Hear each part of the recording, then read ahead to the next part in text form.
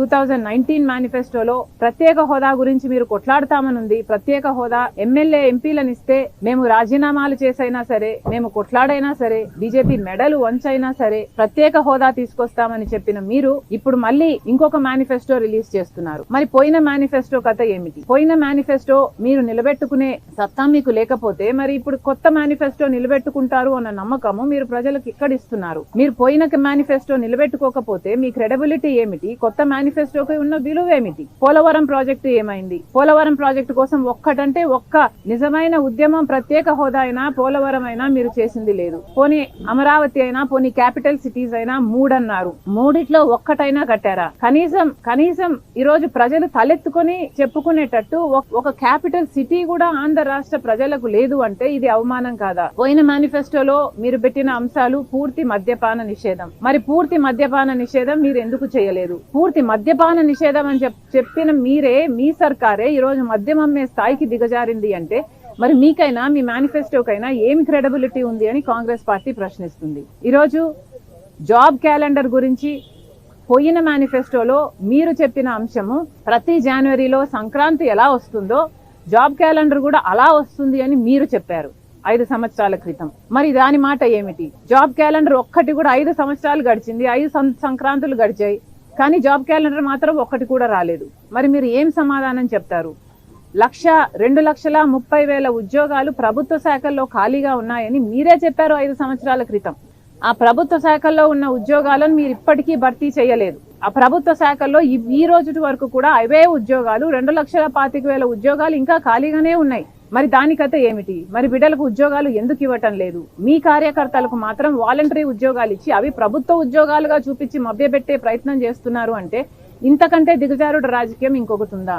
మీ మేనిఫెస్టోలో పోయినసారి మీరే విలువ ఇవ్వకపోతే మీరు పెట్టిన అంశాలకు మీ కొత్త మేనిఫెస్టోకి ఏ విలువ ఉంటుంది, మీరు ఏ క్రెడిబిలిటీ ఉంటుంది అని కాంగ్రెస్ పార్టీ ప్రశ్నిస్తుంది. రాజశేఖర రెడ్డి గారు తలపెట్టిన జలయజ్ఞం ప్రాజెక్టులు, ఆంధ్ర రాష్ట్రంలో 54 ప్రాజెక్టును రాజశేఖర రెడ్డి గారు తలపెట్టారు. దాంట్లో 12 ప్రాజెక్టులను రాజశేఖర రెడ్డి గారే పూర్తి చేశారు. మిగిలినవి 42 ప్రాజెక్టులు అని మీరే 5 సంవత్సరాల క్రితము నవరత్నాలలో భాగంగా అన్ని ప్రాజెక్టులను పూర్తి చేస్తాము, 1,40,000 కోట్ల రూపాయలు అంచనాతో రాజశేఖర రెడ్డి గారి జలయజ్ఞాన్ని పూర్తి చేస్తామని మీ మేనిఫెస్టోలో మీరు పెట్టారు 5 సంవత్సరాల క్రితం.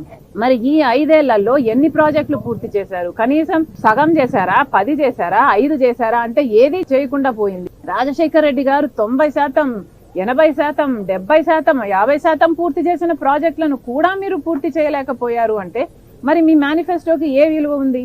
పోయిన మేనిఫెస్టోలో మీరు చెప్పిన మాట మీరే నిలబెట్టుకోకపోతే ఈ మేనిఫెస్టోలో మిమ్మల్ని ఎందుకు ప్రజలు నమ్మాలి అని కాంగ్రెస్ పార్టీ ప్రశ్నిస్తుంది.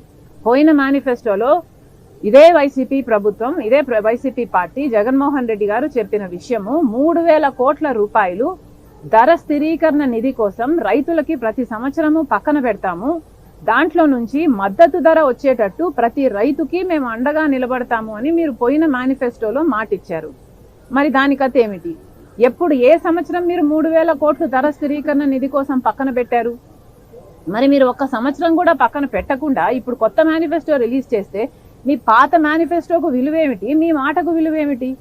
అలాగే 4,000 కోట్లతో పంట నష్టపరిహారం కోసం పక్కన పెడతామన్నారు ప్రతి సంవత్సరం. ఒక్క సంవత్సరం అయినా మీరు పక్కన పెట్టారా? ఒక సంవత్సరం అయినా మీరు పంట నష్టపోతే ఇదిగో పంట నష్టపోయారు అని రైతులకు మీరు ఏమైనా డబ్బులు ఇచ్చారా? కనీసం రాజశేఖర రెడ్డి గారు ఇచ్చిన డ్రిప్ సబ్సిడీ కూడా ఇప్పుడు లేకుండా మీరు ఎత్తేశారు అంటే మరి మీరు ప్రజలకు ఏం సమాధానం ఇస్తారు?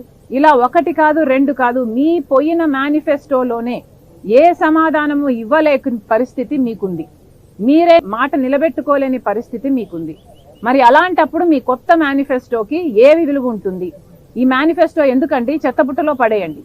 Please subscribe Pragna Media. Please like, share, subscribe to Pragna Media. Pragna Media, please do like, share and subscribe. Please subscribe to Pragna Media. Please like, share and comment if you like the video. Pragna Media.